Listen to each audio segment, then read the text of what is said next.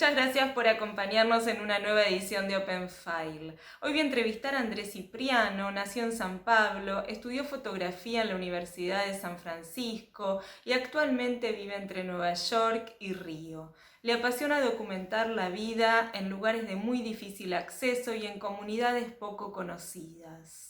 Realizó más de 200 exhibiciones en museos y galerías de América, Europa y Asia, y hay obras suyas en la Pinacoteca de San Pablo, en la colección Pirelli y en el Museo del Barrio en Nueva York, entre muchas otras colecciones.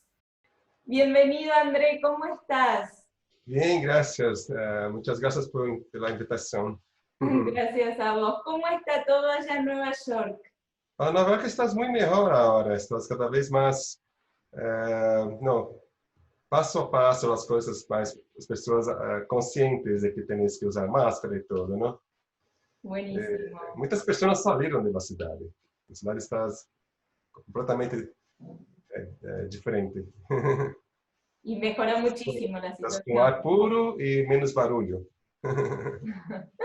Y contame, André, ¿qué fotografía o qué serie elegiste para esta edición de Open File?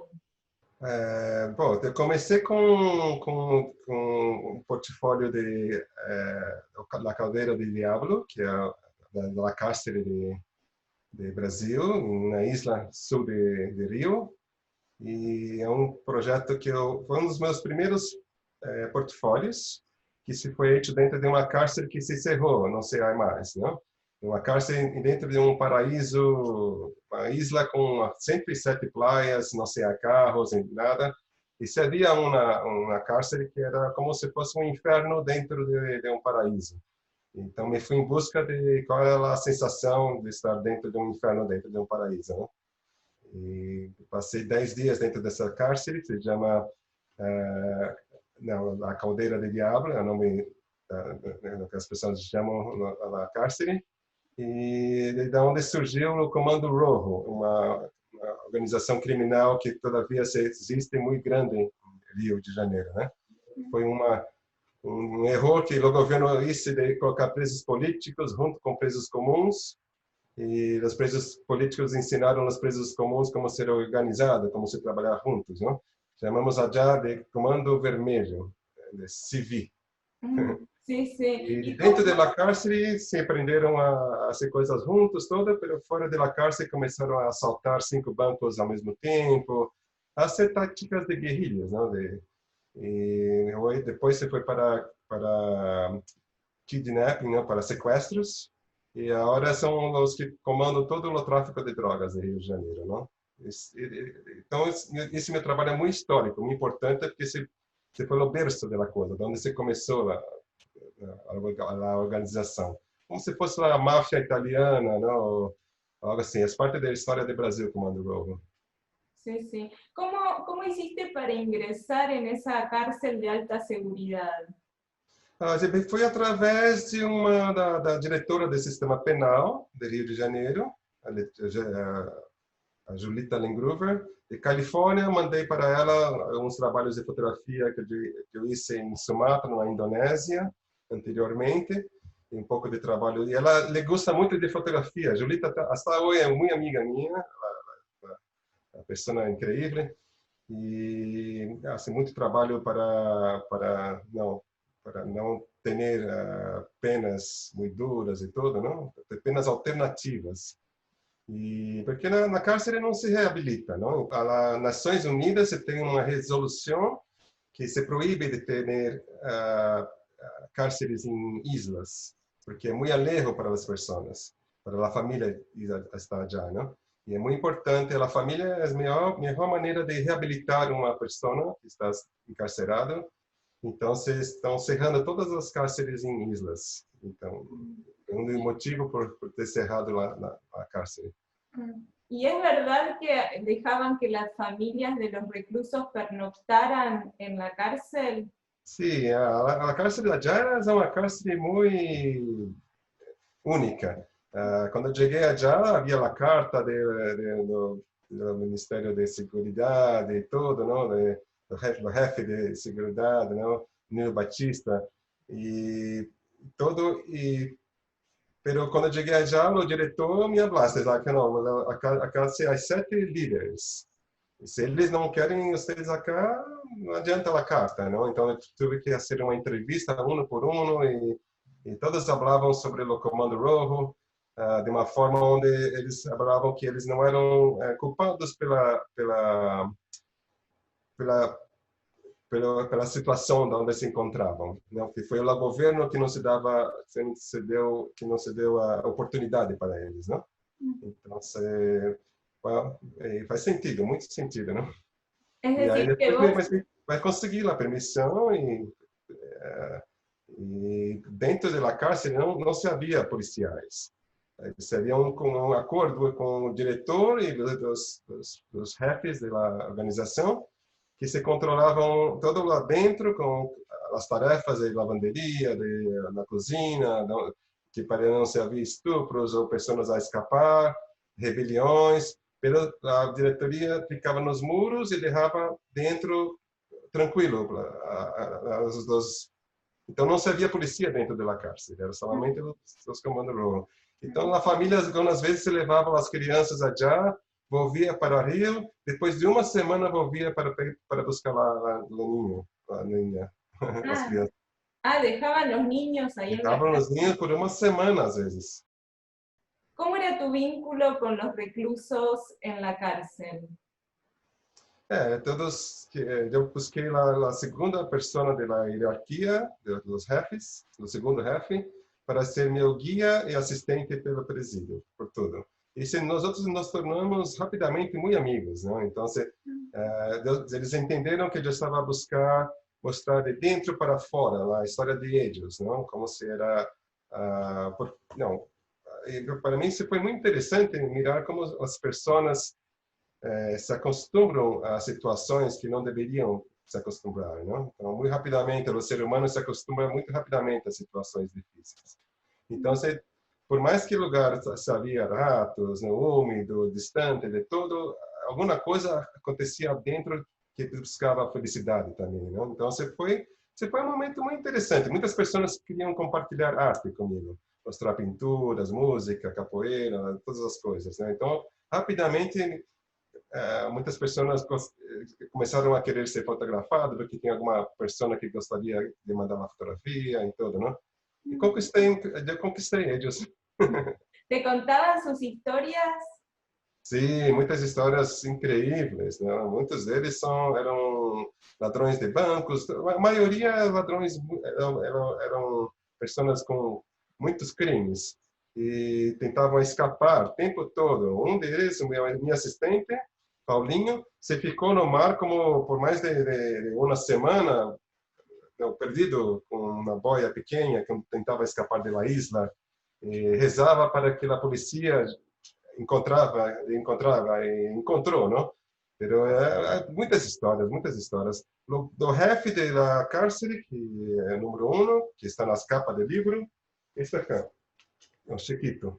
Este aqui, somente dentro da cárcere, cometeu 19 crimes. É uma pessoa muito, muito perigosa, não?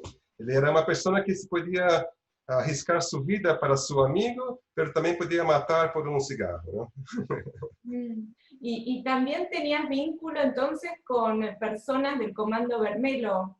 Sim, todas as pessoas da cárcere eram Comando Vermelho, era da organização.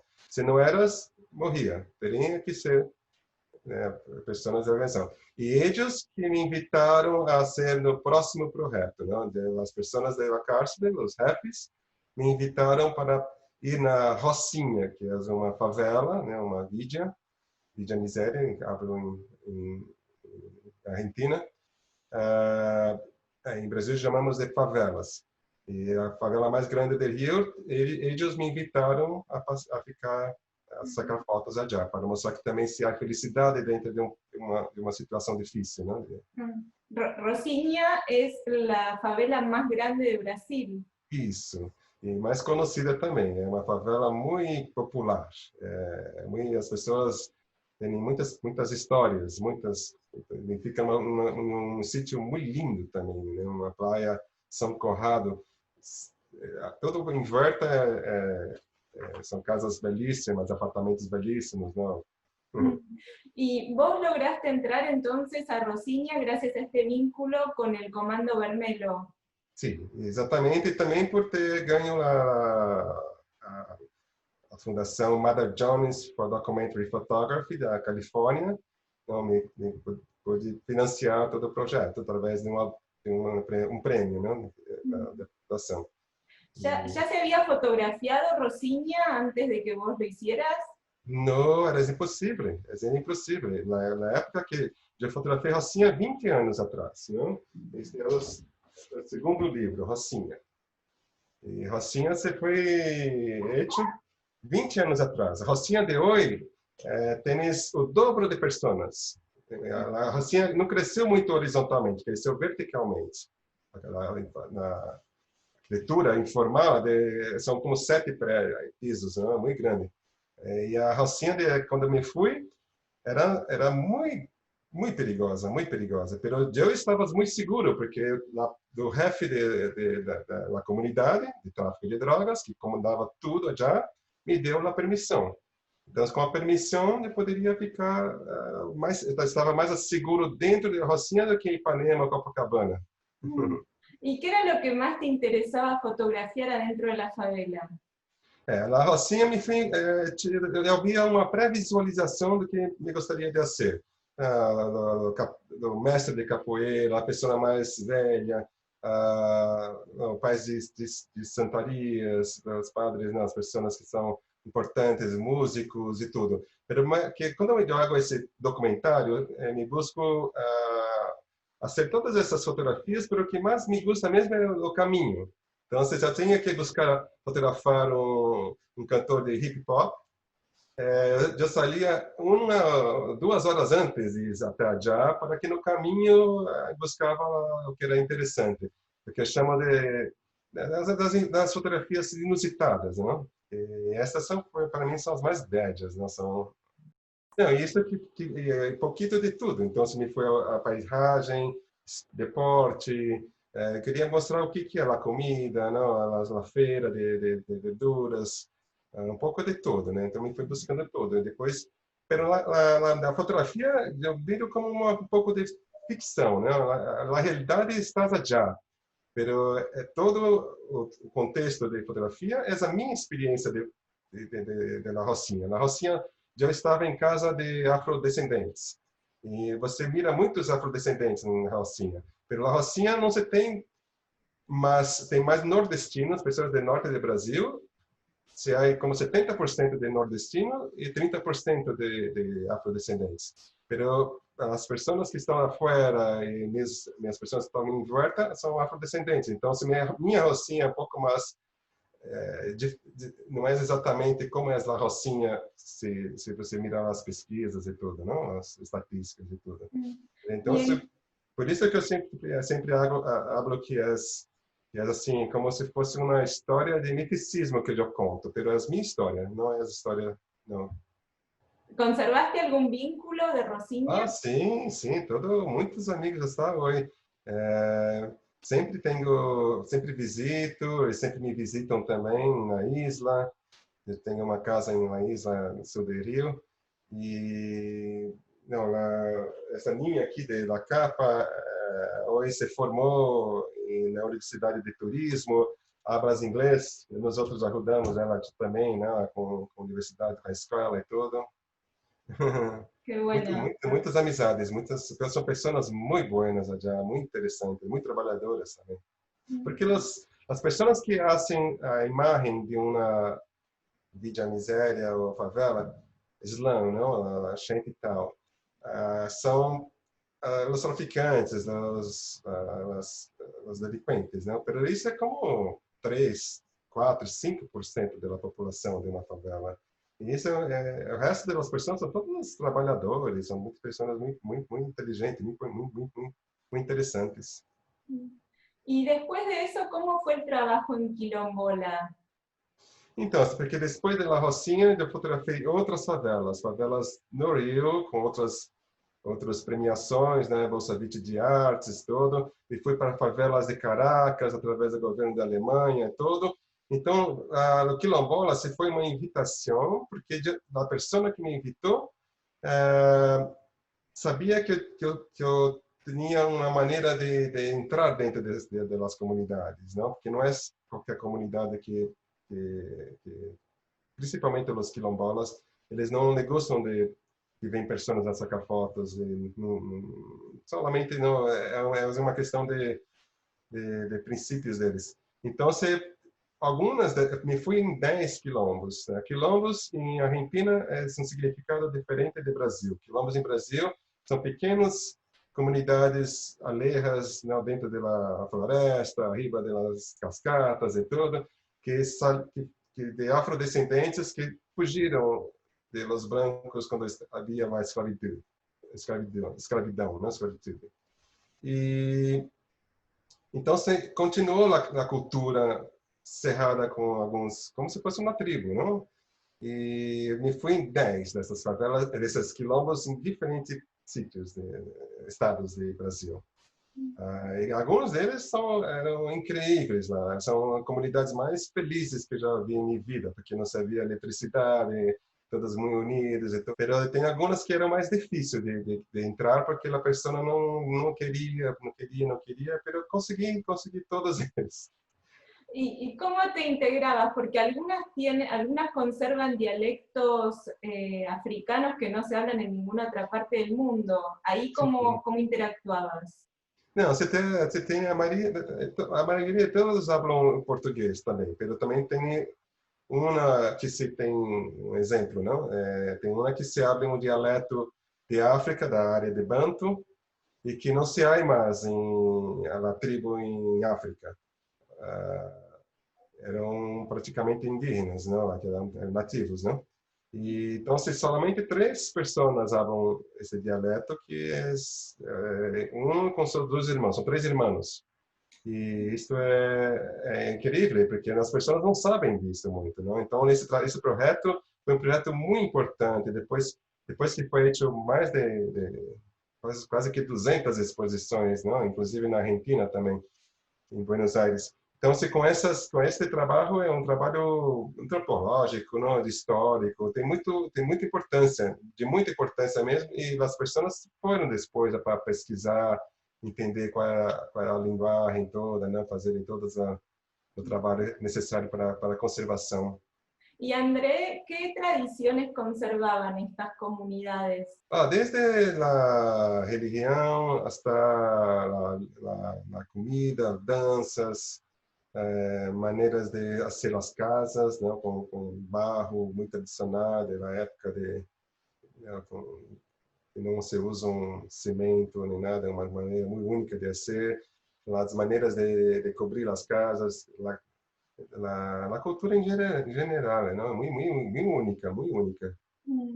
Buenísimo. Y después vos volviste a Isla Grande cuando ya no funcionaba el presidio para sacar fotografías de las piedras. Contame un poco por qué surgió ese interés. Então, depois de eu saquei as fotos, quando minha filha nasceu, há 14 anos atrás, eu cambiei a minha fotografia de analógica, filme branco e negro, para digitar color.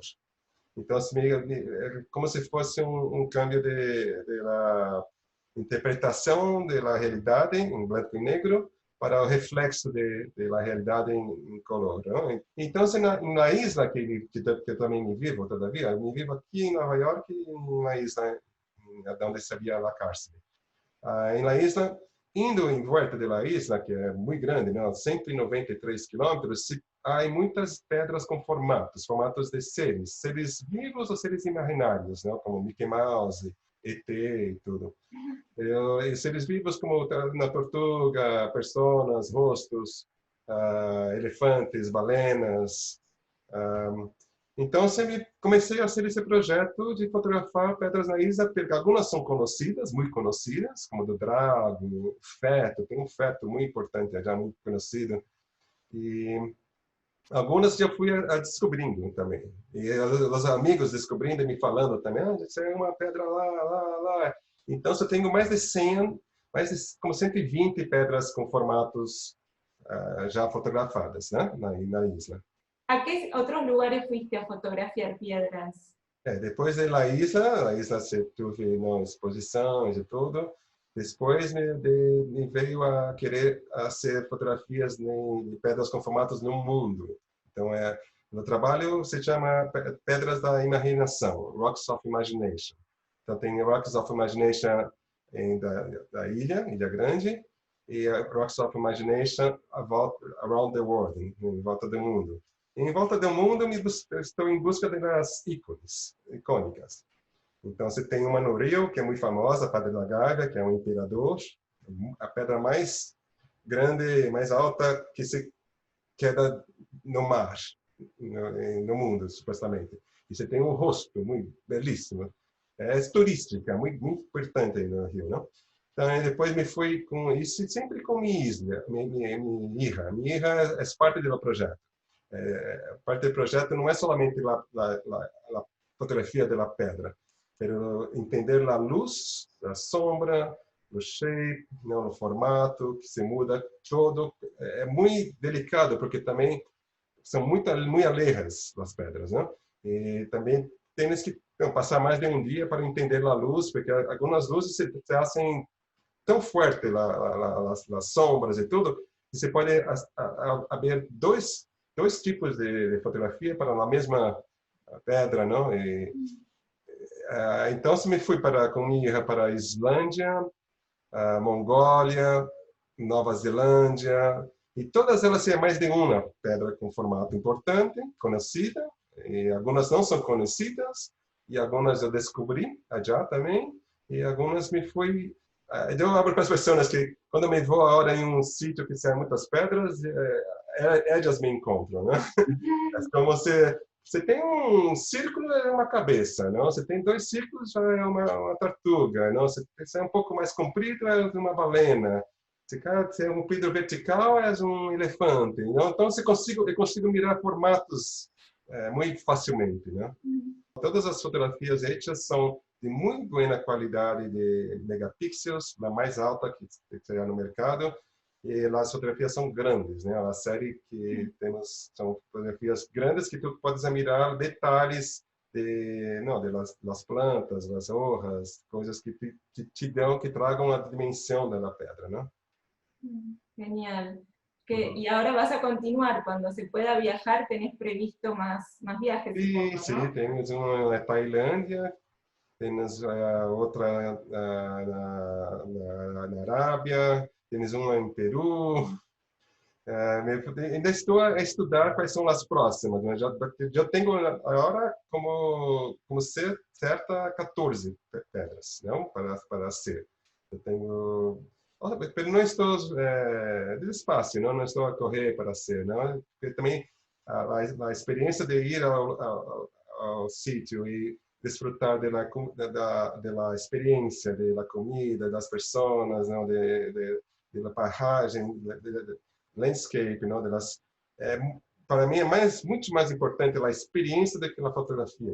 Muchísimas gracias, André, por sumarte en esta edición de Open File. Muitas graças a vocês também e boa sorte com o novo sistema de apresentação e da plataforma e tudo. Muchas gracias, un abrazo.